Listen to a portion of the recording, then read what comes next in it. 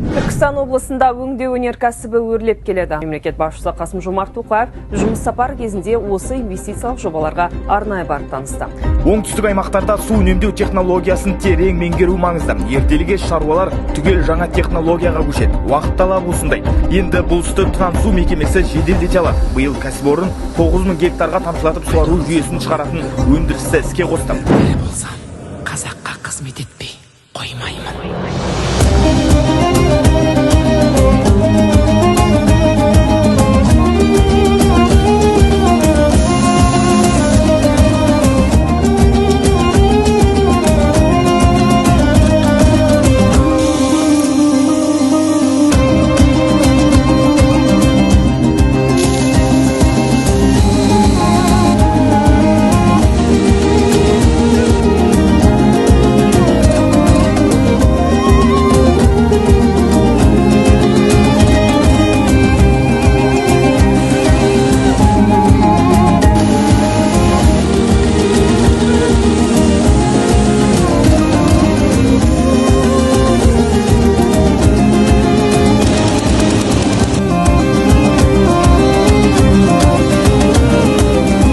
Тәмлі Түркістан жеріне келіп отырам. Арнайы енді баршаңызға алғысымды білдіремін. Бүгін біз бәріміз бірігіп ел үшін, мемлекет үшін жұмыс істеуіміз керек.